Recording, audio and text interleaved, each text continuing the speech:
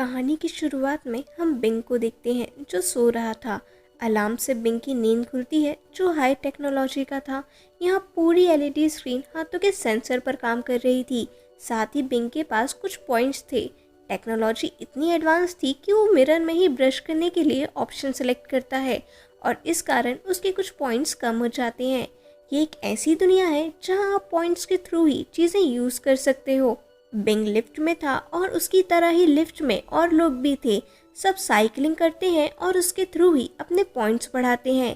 उसके बाद Bing breakfast के लिए जाता है जहाँ मशीन ठीक से काम नहीं करती और एक लड़की आकर उसकी हेल्प करती है, लेकिन बिंग उससे ज़्यादा बात नहीं करता। वापस बिंग साइकिलिंग मशीन पर आता है। उसके साइड में एलेक्स था जो वहाँ सफाई कर रही एक वर्कर पर चिल्ला देता है। तभी एक आदमी की साइकिलिंग करते हुए हालत खराब हो जाती है और एलेक्स बिंग से कहता है जल्दी इसे भी येलो ड्रेस मिलने वाली है, यानी अब वो एज अ सर्वेंट काम करेगा। साइकिलिंग के बाद बिंग अपने कैबिन में आता है और गेम खेलता है। तभी गेम के बीच में हॉटशॉट नाम के एक रियलिटी शो का ऐड चलने लगता है और ऐड हटाने के लिए बिंग को कुछ पॉइंट्स की पेनल्टी देनी पड़ती है। उसके बाद स्क्रीन पर सेकेंड ऐड चलने लगता है। बिंग इससे परेशान होकर ऐड नहीं देखता। तभी स्क्रीन पर रिज्यूम व्यूइंग का मैसेज चलने लगता है और मजबूरन बिंग को ऐड हटाने के लिए अपने कुछ पॉइंट्स खर्च करने पड़ते हैं।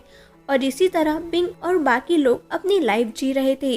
वो दिन भर साइकिलिंग करके पॉइंट्स अर्न करते और अपनी ज़रूरत के हिसाब से उसे खर्च करते। मॉर्निंग जब बिंग साइकिलिंग एरिया में आता है उसे पता चलता है कल जो आदमी साइकिलिंग नहीं कर पा रहा था उसे यहाँ से निकाल दिया गया है और अब वो भी एक वर्कर बन गया था। बिंग जब वॉशरूम में था उसे किसी लड़की के गाने की आवाज़ आती है जिसकी आवाज़ बिंग को अच्छी लगती है और ये वही लड़की थी जिसे बिंग ने आज सुबह लिफ्ट में देखा था।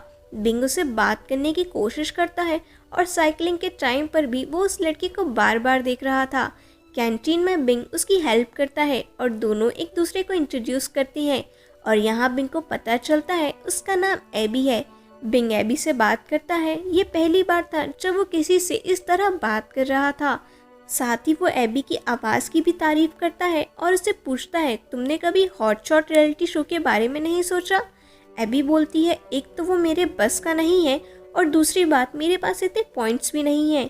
शो में एंट्री के लिए 120 लाख पॉइंट्स चाहिए जिसके लिए मुझे 6 महीने साइकिलिंग करनी पड़ेगी और मेरे पास बस खाने लायक पॉइंट्स ही होते हैं।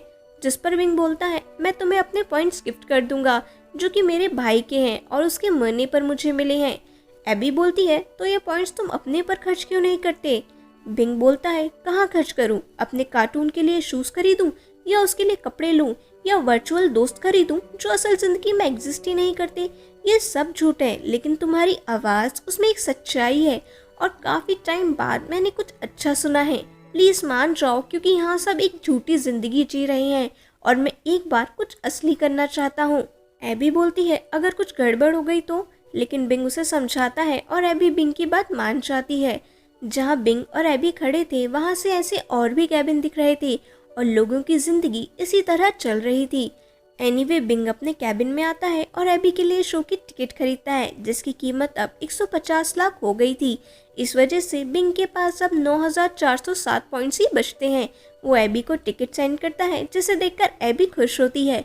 नेक्स्ट डे दोनों हॉटशॉट कंपटीशन के लिए जाते हैं और यहाँ पर कई और लोग भी थे जो अपनी बारी का इंतजार कर रहे थे।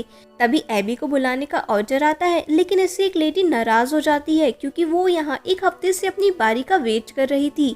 एबी और बिंग स्टेज पर जाते हैं जहाँ क्रू मेंबर एक ड्रिंक पीने के लिए एबी को फोर्स करती है क्योंकि ये कंपलसरी थी ताकि परफॉर्मेंस के दौरान घबराहट या वॉमिटिंग ना हो।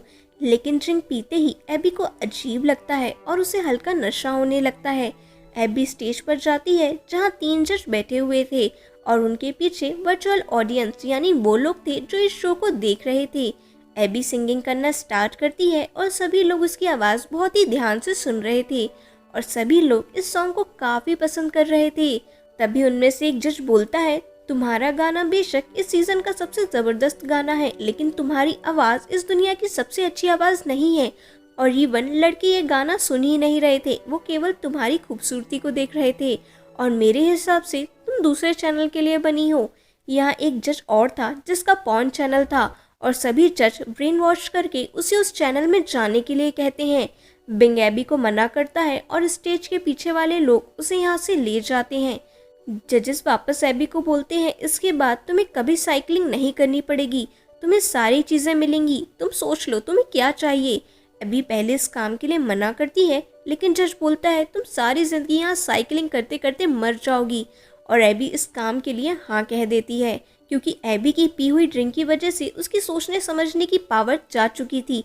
बिंग अपने कैबिन में होता है और अब वो पहले की तरह अकेला हो गया था और उसके पास बस 839 पॉइंट्स ही बचे थे।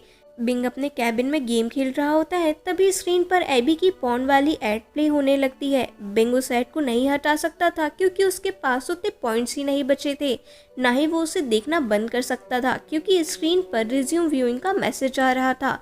बिंग को ये देखकर बहुत गुस्सा आता है और वो एलईडी स्क्रीन तोड़ने लगता है। क्योंकि कैबिन लॉक था तो वो कैबिन से बाहर भी नहीं जा सकता था, लेकिन फिर भी वो सब स्क्रीन में चल रहा था। बिंग सुसाइड करने की कोशिश करता है लेकिन ऐसा नहीं कर पाता और नेक्स्ट डे जल्दी साइकिलिंग के लिए जाता है। अब बिंग कोई ऐड नहीं हटाता और खाना भी वो दूसरों का छोड़ा हुआ खाता है, जिस वजह से उसके पॉइंट्स बढ़ने लगते हैं। बिंग अपने पॉइंट्स बचाता है और बहुत मेहनत करके अपने पॉइंट्स लगातार बढ़ाता रहता है। जब उसके पॉइंट्स 150 लाख हो जाते हैं तब बिंग वापस हॉट शॉट शो में जाता है और अपनी बारी आने का इंतज़ार करता है। जल्दी उसे भी स्टेज पर बुलाया जाता है और ड्रिंक के लिए बिंग झूठ बोल देता है कि उसने ये बाहर पी ली है और वही रैपर दिखाता है जो उसने एबी के टाइम पर अपने पास रख लिया था। बिंग अपना डांस दिखाता है और तभी अपने पास रखा कांच निकालकर सुसाइड करने की धमकी देता है क्योंकि उसे किसी भी तरह अपनी बात सबके सामने रखनी थी। बिंग इस नकली दुनिया की सारी भड़ास निकाल देता है, या यूँ कहें वो जो भी अभी तक महसूस कर रहा था वो सबके सामने बोल देता है और सब बोलते बोलते वो जजेस को गालियाँ देने लगता है और कहता है पूरी ज़िंदगी में मुझे एक ही असली चीज़ मिली थी और उसे भी तुम लोगों ने छीन लिया। बट वहाँ बैठे जजेस उसे भी एक परफॉर्मेंस की तरह जज करते हैं और उनमें से एक जज बिंग को शो का ऑफर देता है। तीनों जजेस बिंग की तारीफ करते हैं और पीछे बैठा वर्चुअल क्राउड बिंग को हाँ कहने बोलता है। स्टोरी के लास्ट में लोग अभी भी साइकिलिंग कर रहे थे, वहीं एक आदमी साइकिलिंग करते हुए बिंग का वीडियो देख रहा था। बिंग अब एक बड़े घर में था जहाँ से वो प्रोग्राम को रिकॉर्ड करता था। बिंग घर के कांच के शीशे के पास आकर जूस पीता है जहां उसके सामने एक बड़ा जंगल था, लेकिन वो अपनी इस जिंदगी में भी खुश नहीं था। और ये स्टोरी यहीं ख़त्म हो जाती है।